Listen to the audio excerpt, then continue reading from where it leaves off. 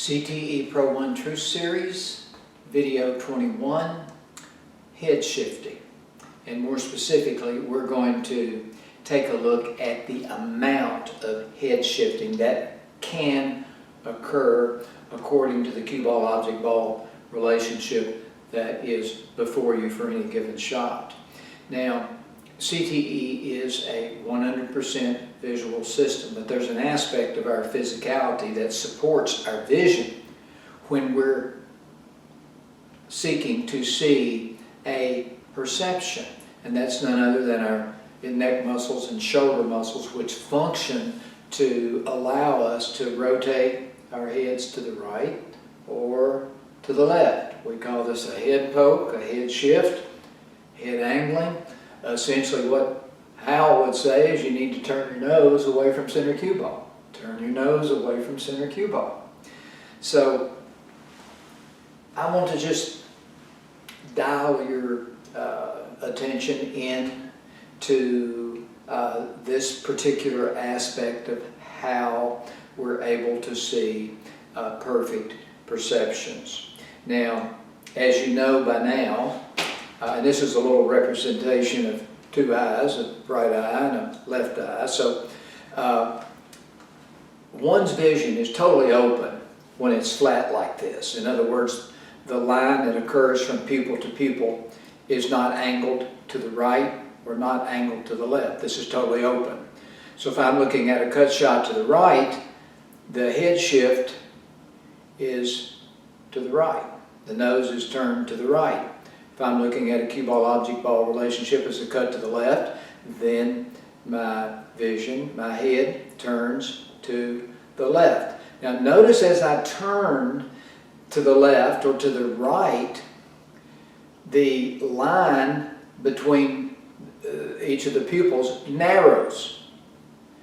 As I turn it back this way, it completely opens, or it becomes at its widest possible point. Now, there's some principles that you need to be aware of, and they are, when you are close to a cue ball object ball relationship, then your vision is going to close more, whether it's to the right or whether it's to the left. The further that you are away from the cue ball object ball relationship, the more that your two eyes will be in the open position. So, something else that you can pay attention to is that, you know, when I'm playing, and I use disguise pivoting, and what I'm sharing with you here applies, you know, to disguise pivoting, basic CTE, and half ball pivoting. And it applies to Pro 1 as well, but only during ball address in the standing position. I know that when I grip the cue forward at the front of my wrap, I know that my head is going to be angled more, whether it's to the left or the right. When I grip the cue toward the back of my cue, I know that I'm going to have less angle from my head. So my vision is going to be less angled. So I want you to understand that there is not just a single angling of your head that's going to work for all shots. It's a variable. Each time you have a cue ball object ball relationship on the table, you're going to see that perception, that perfect perception is driven by the sight line from a unique head angled, head shifted position. So for this cue ball object ball relationship here, if I were to stand way behind the cue ball like this, my eyes are going to be almost totally open. I mean, I cannot even determine hardly that my head's shifted at all. I just have to pay attention to where my nose is. Now, as I move into this, my head has to start angling more to the left.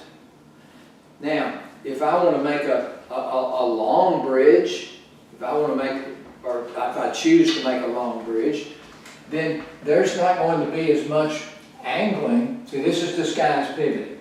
There's not going to be as much angling in my vision to the left as there would be if I hold the cue here and move in close to the cue ball.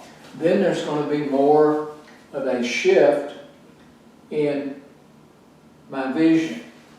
So